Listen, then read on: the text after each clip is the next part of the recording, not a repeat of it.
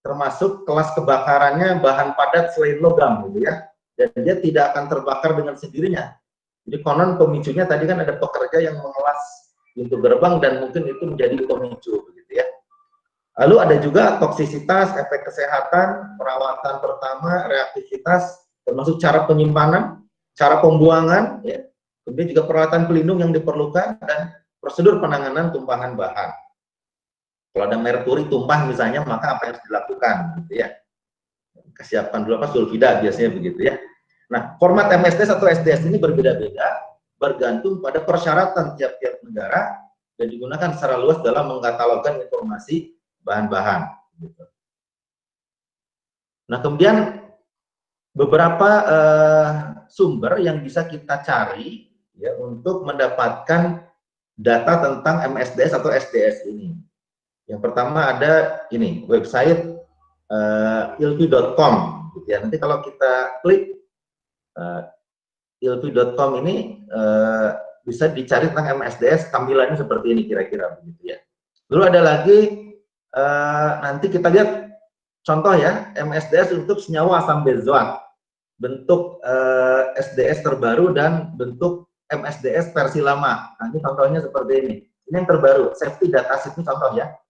Produk benzoic acid atau asam benzoat dari dari suppliernya Fisher Scientific. Di sini ada katalog number, ada sinonimnya gitu ya. Kemudian ada di sini dijelaskan hazard identification. Nah, ya, bersifat korosi gitu ya, kategori 2 dan hal lainnya. Nah, nanti ada hazard statement di sini. Nanti kita akan lihat. Ini mungkin nih, seperti ini korosi ini ya. Kita akan dijelaskan di belakang nanti. Ini contoh bentuk MSDS versi lama.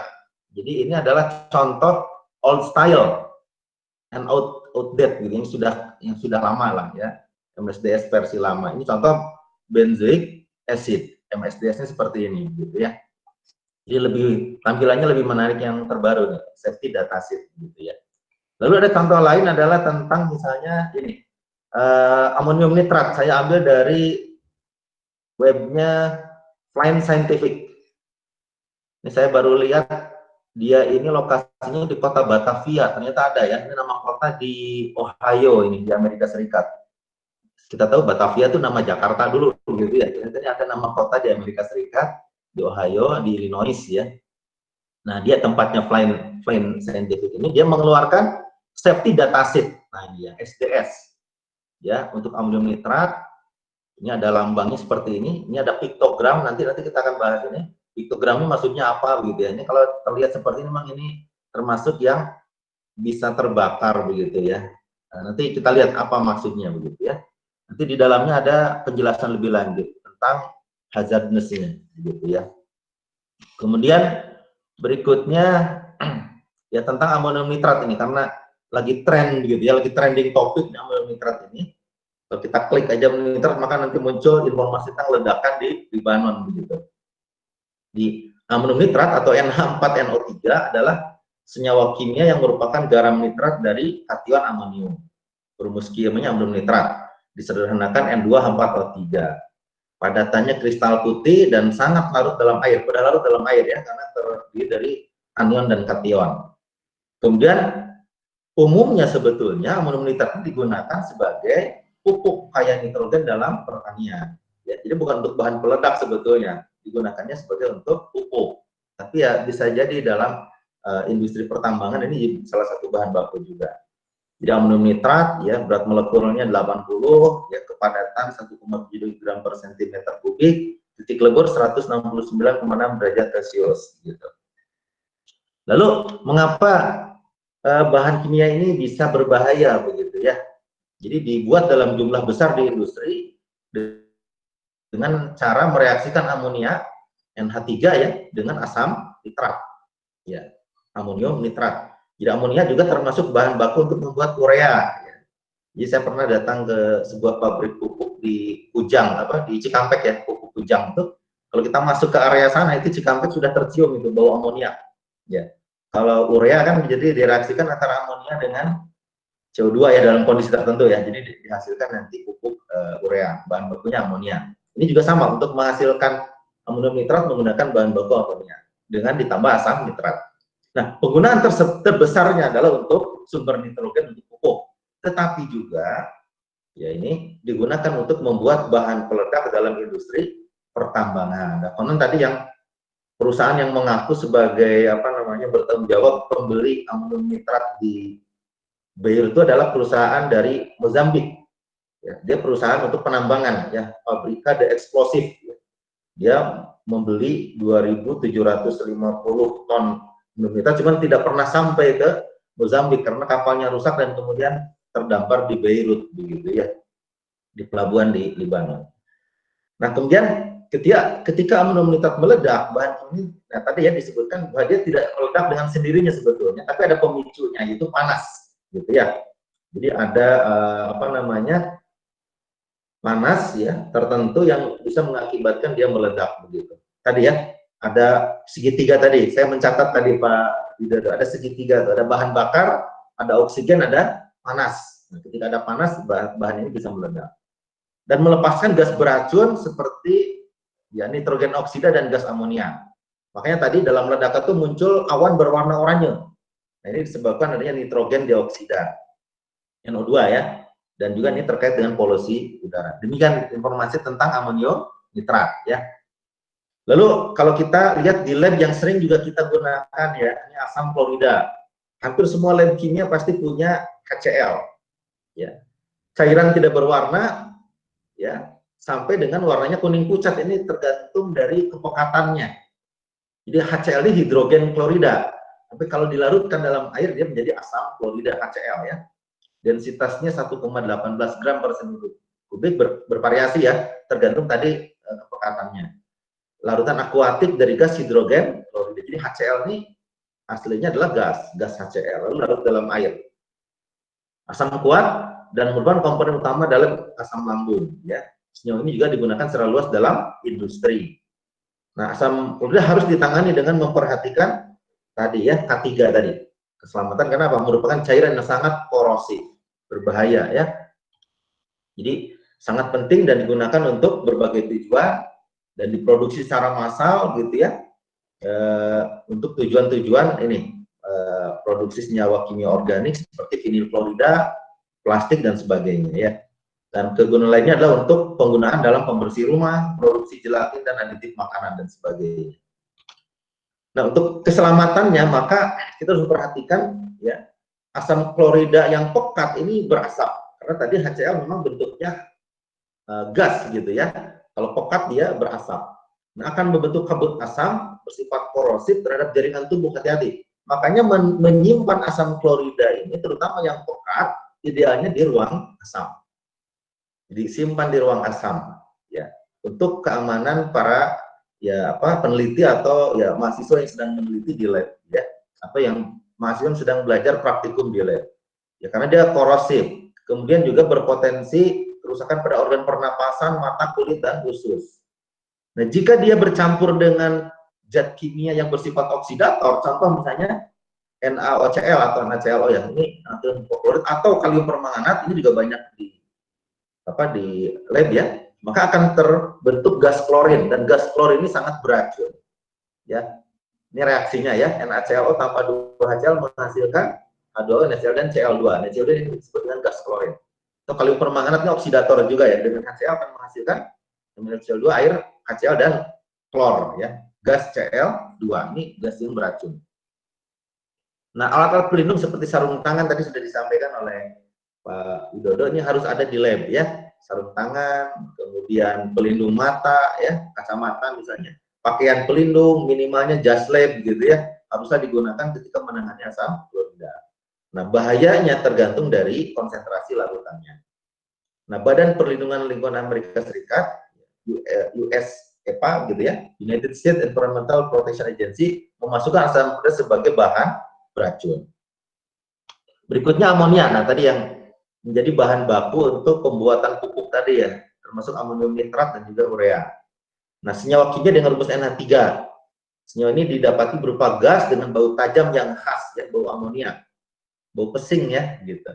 Kemudian, nah walaupun amonia ini banyak memberikan sumbangan yang sumbangan penting bagi keberadaan industri di bumi, Nah, amonia sendiri adalah senyawa kaustik dan dapat merusak kesehatan. Ya, jadi berbahaya ya.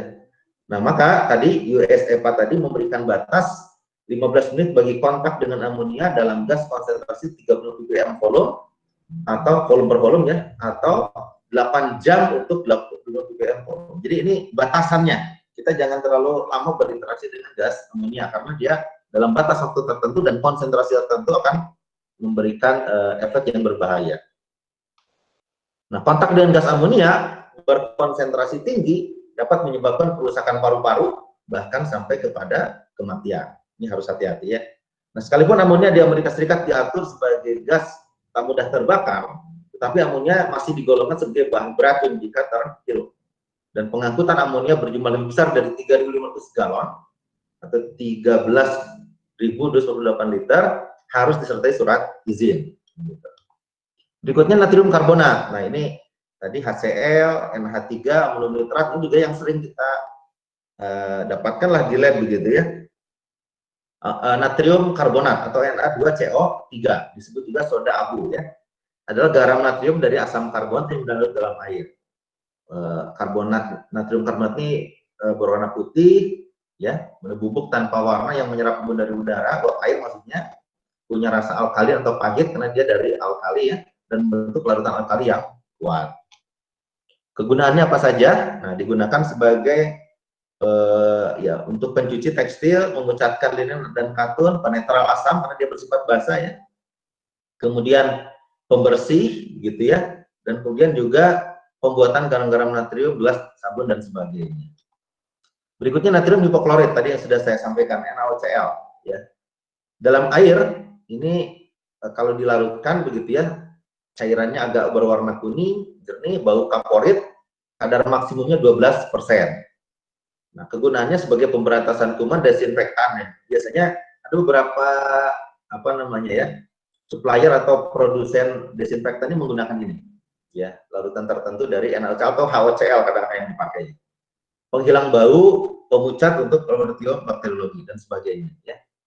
Berikutnya natrium bikromat, Na2Cr27 atau juga yang sering kita pakai dalam bentuk garam kaliumnya ya, K2Cr2O7 ini sebagai reagen nih ya. Bentuknya kristal merah jingga ya, sangat mudah larut dalam air, tidak larut dalam alkohol. Kegunaannya garam bikromat dalam suasana asam digunakan sebagai oksidator ya, untuk membersihkan peralatan gelas gitu. Berikutnya asam fosfat ya. Ini saya batasi dulu karena waktunya memang terbatas. Ini yang mungkin sering didapati gitu, asam fosfat H3PO4. Nama lainnya adalah ortofosforik acid atau fosforik acid. Ini disebut asam mineral anorganik ya. Bentuknya cairan tidak berwarna, tidak berbau, larut dalam air dan juga alkohol. Nah, toksikologinya dia menyebabkan iritasi pada kulit, mata, pernapasan dan juga bersifat korosif. Ini H3PO4. Demikian ya. Nah, kegunaannya ini sangat banyak ya, pembuatan fosfat anorganik untuk pupuk ya, sumber fosfor maksud saya. Kemudian deterjen, katalis asam, perasa asam, antioksidan dalam makanan, buffer ini sering dipakai, buffer fosfat, pembersih logam gitu ya, dan juga pembuatan bahan-bahan organik fosfat. Nah, itu terkait dengan MSDS tadi ya. Dan kalau kita lihat nanti label yang muncul gitu dalam bahan kimia ini, kita akan mendapati gambar-gambar seperti ini ya. Ada yang warnanya biru, ini health, ya, kesehatan, ada merah, fire, ada ini reactivity, ada yang putih special hazard. Nanti bentuknya dalam tabel ada skalanya 0 sampai 4 gitu ya. Untuk yang health hazard ini misalnya yang biru ya, levelnya 0 sampai 4. 4 menyebabkan kematian gitu ya. Kalau 0 ini normal begitu ya. Ini contoh, misalnya untuk lanjut ke contoh saja, metil alkohol atau metanol. Untuk yang health-nya nomor 1 gitu ya, biru ini, flammability-nya nomor 3, reactivity-nya 0 ya. Jadi ini apa namanya, ratingnya begitu ya, 130 gitu ya. Nanti bisa dijelaskan lebih detail, dibaca lebih lengkap begitu ya. Saya persingkat dulu. Nah, ada beberapa simbol bahaya ketika kita melihat label kimia ya. Nah, simbol bahaya digunakan untuk pelabelan bahan-bahan berbahaya menurut peraturan tentang bahan berbahaya ya. Kemudian Peraturan tentang bahan berbahaya ini adalah suatu aturan untuk melindungi atau menjaga bahan-bahan berbahaya, dan terutama dari bidang keselamatan kerja. Ini ada kaitan dengan K3 tadi, gitu ya. Jadi penting untuk mengklasifikasikan, pengepakan, pelabelan bahan kimia, gitu ya, untuk semua bidang, area, dan aplikasi, juga untuk lingkungan, dan juga terutama perlindungan konsumen dan kesehatan manusia. Ini terkait juga dengan K3. Ada beberapa istilah, saya ringkas saja ya. Ada bahan berbahaya, ada apa namanya, mudah meledak misalnya, gitu ya, dan sebagainya. Ini saya ringkas dulu. Ini ada yang menyebabkan resiko kebakaran dan ledakan, ya, ada juga risiko kesehatan, ada juga kombinasi dari keduanya, risiko kebakaran dan kesehatan. Nah, ada notasi ya, dan juga huruf kode yang sering digunakan sebagai simbol bahaya ini. Jadi piktogram tadi ya, dalam MSDS tadi ada, atau SDS tadi disebutkan piktogram ya, dengan tanda hitam pada latar belakang oranye. Ini menyampaikan tentang kategori bahaya untuk bahan dan formulasi tersebut, begitu. Ini contoh bahan mudah terbakar, dia tidak memiliki apa namanya gambar ya. Nah, ini contoh misalnya nanti ada beberapa kategori, ada yang disebut dengan bahan subkelompok bahan peledak, pengoksidasi, amat sangat mudah terbakar, gitu ya. Ada yang bahan sangat mudah terbakar, nanti apa namanya simbolnya berbeda-beda. Ada yang bahan dapat terbakar. Ini contoh juga yang ada yang masuk kategori bahan mudah terbakar. Ini penjelasannya lebih detail seperti ini. Contoh yang gambarnya seperti ini tadi, ada piktogram, tadi disebutkan ya, piktogram dengan tanda hitam pada latar belakang oranye. Ini contohnya ya. Ini piktogram seperti ini, latar belakangnya oranye ya, ada warna oranye dan kemudian gambar hitam. Ini contoh yang eksplosif, diberi kode E. Eksplosif maksudnya apa? Bersifat mudah meledak, begitu ya. Contohnya di sini adalah TNT 246 trinitro-toluen, disebutnya dengan eksplosif bersifat mudah meledak. Jadi hati-hati kalau ada bahan atau apa, ada label, ada tulisan E, hati-hati, gitu ya. Ini energi tinggi dilepaskan dengan provokasi gelombang yang sangat bergerak sangat cepat ya. Jadi ini berbahaya sekali, gitu ya. Bisa meledak dengan apa? Pukulan atau benturan, gesekan, pemanasan, api, dan sumber nyala lain. Bahkan tanpa oksigen atmosfer. Ini kalau untuk yang kode E, eksplosif. Berikutnya ada oxidizing, kodenya O. Seperti ini, ya. Dia pengoksidasi. Nah, tadi yang amonium nitrat ini ada gambar seperti ini. Ini mungkin maksudnya dia memang nitrat sebagai oksidator, ya. Bahan dan formulasi yang ditindak dengan notasi seperti ini biasanya tidak mudah terbakar biasanya, tapi bila kontak dengan bahan mudah terbakar atau bahan sangat mudah terbakar, mereka dapat meningkatkan risiko kebakaran secara signifikan ya. Dalam berbagai hal mereka adalah bahan anorganik, gitu ya. Ya, seperti amonium nitrat tadi ya, sifat pengoksidasi kuat, dan contoh peroksida yang lainnya, gitu ya. Yang termasuk pengoksidasi ini adalah kalium permanganat dan juga asam nitrat pekat. Berikutnya kode F. Nah, amat sangat mudah terbakar. Gambarnya mirip gitu ya. Nah, tapi ini lain kodenya. Ini O, oxidizing. Kalau ini apa namanya? Tadi E, ini O, ini F. Ya, extremely flammable. Jadi amat sangat mudah terbakar. Contohnya adalah diethyl ether, gitu ya, dan juga propan. Ya. Jadi titik nyalanya sangat rendah di bawah 0 derajat Celcius, dan titik-titik rendah dan di bawah 35 derajat Celcius. Ini bahan amat sangat mudah terbakar berupa gas dengan udara, dapat bentuk seperti campuran yang bersifat mudah meledak di bawah kondisi yang normal. Ini F plus ya. Kemudian ada F biasa. Kalau tadi extremely flammable, kalau ini adalah highly flammable, sangat mudah terbakar. Kodenya F. Contoh di sini adalah aseton dan logam natrium tadi ya.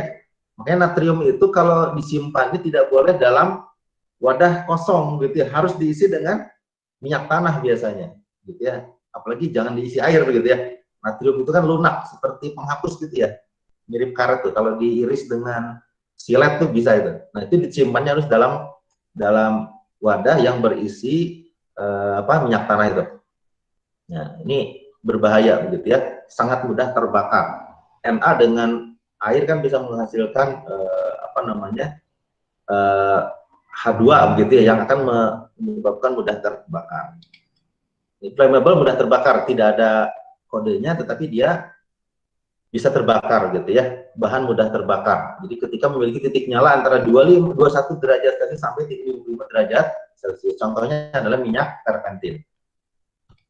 Nah, itu yang memiliki sifat label tadi ya, yang berbahaya. Ini contoh lain adalah bahan-bahan berbahaya bagi kesehatan. Ya, ini saya ringkas saja. Istilah bahan berbahaya untuk kesehatan termasuk subgrup bahan bersifat sangat beracun, gitu ya. Tadi ada toxic, ada hazard tadi ya. Nah, ini yang termasuk toxic di sini ada very toxic substance dan juga toxic substance. Ada juga yang harmful substance. Ini penjelasannya begitu ya. Untuk very toxic ada gambar tengkorak begitu ya. Di latar belakangnya oranye begitu ya, dan kemudian kodenya T+. Contohnya adalah kalium cyanida. Nah, kemarin beberapa tahun yang lalu lah ya, itu sangat dikenal kan, kopi cyanida. Nah, mungkin ini nih, sangat beracun. Jadi bisa menyebabkan kematian, very toxic begitu ya. Jadi contoh lain adalah hidrogen sulfida, nitrobenzen dan atribin. Kemudian berikutnya yang toxic, T-nya biasa ya. Kalau tadi very toxic, T+, ini toxic biasa. Contohnya di sini adalah pelarut metanol ya, ini toksik, dan juga benzen, ini juga termasuk yang toksik dan karsinogenik. Ya. Kemudian yang harmful tadi ya, XN lambangnya. Jadi seperti ini kotak, ada lambang X, tulisannya XN. Ini maksudnya bahan dan formulasi yang diisi dengan notasi berbahaya seperti ini memiliki risiko merusak kesehatan sedang jika masuk ke tubuh melalui inhalasi, mulut, atau kontak dengan kulit. Ya, ini yang kodenya XN seperti ini. Kemudian, nah yang bersifat karsinogenik, begitu ya. Contohnya misalnya di sini ada solvent ya, ada diklorometan misalnya, CH2Cl2, ini berbahaya dan bersifat karsinogen. Jadi menggunakannya harus hati-hati. Ada etilen glikol juga, ini juga berbahaya ya. Nah, saya singkat, berikutnya adalah yang bahan-bahan yang merusak jaringan atau disebut dengan korosif ya. Isu destroying substance yang menimbulkan korosif ya, dan bersifat iritan. Ada korosif, ada iritan ya. Contoh yang bersifat korosif tadi seperti ini. HCl misalnya ya, dia ada kodenya C seperti ini, korosif ya. HCl dan asam sulfat begitu ya. Dan juga termasuk NaOH. Di atas 2% ini sudah bersifat korosif. Saya ringkas, ada yang bersifat iritan atau iritasi ya. Menyebabkan iritasi. Kodenya XI di sini ya. Kalau tadi ada yang XN, ini adalah bersifat berbahaya begitu ya, karsinogenik. Kalau ini XXI maksudnya adalah yang menyebabkan iritasi. Contohnya adalah isopropilamin, kalsium klorida dan asam, dan basa encer gitu ya. Jadi ini yang bersifat iritasi ya. Jadi bahan dan formulasi yang notasi iritan ini tidak korosif tapi dapat menyebabkan inflamasi jika kontak dengan kulit atau selaput lendir gitu ya. Contoh asam dan basa encer dia tidak korosif tetapi dapat menyebabkan inflamasi jika kontak dengan kulit dan selaput lendir. Bisa menyebabkan iritasi gitu ya. Tapi dia tidak korosif. Berikutnya adalah bahan berbahaya bagi lingkungan. Ini terakhir ini ya. Kodenya M gitu, berbahan bagi lingkungan. Contohnya ya, tributil timah klorida, tetraklorometan atau petroleum karbon ya, seperti pentana dan bensin ini termasuk yang kategori berbahaya bagi lingkungan karena menyebabkan efek tiba-tiba atau dalam suatu pada satu kompartemen lingkungan atau lebih dapat menyebabkan gangguan ekologi ya. Nah, ini yang tadi penjelasan ringkas, dan intinya untuk klasifikasi limbah kimia ini karena kita bekerja di lab maka kita harus tahu juga klasifikasi dari limbah bahan-bahan kimia yang kita pakai gitu ya. Ada yang sifatnya mudah terbakar, tadi sudah kita jelaskan, pengoksidasi, toksisitas, korosivitas, dan sebagainya. Ini harus kita ketahui, dan ini tabelnya secara ringkas gitu ya. Contoh 5 dalam kelas bahan berbahaya yang berbeda. Ada eksplosif, nih kembang api misalnya ya. Gas ya, propan, butan, asetilen, lalu yang bersifat flammable tadi ya. Dan juga ada yang toksik dan sebagainya. Ini yang harus kita tahu gitu. Dan juga yang material radioaktif. Ini contoh limbah radioaktif dengan spesifik aktivitas rendah. Contohnya tritium yang biasanya digunakan pada riset biologi ya. Kemudian yang bersifat korosif, asam nitrat, asam sulfat dan sebagainya. Saya ringkas, ini kategori limbah menurut OECD ya, Organization for Economic Cooperation and Development. Jadi ini istilah ya dalam OECD untuk klasifikasi limbah. Ada 3 klasifikasi, ada 3 warna begitu ya. Ada daftar hijau, daftar kuning, dan daftar merah. Daftar hijau ini termasuk tidak akan dikontrol karena apa? Mungkin ya tidak menyebabkan efek yang berbahaya, tapi ini termasuk limbah gitu ya. Dapat contoh potongan logam, baja, logam non besi, plastik, kertas, kaca, teks, dan kayu ya.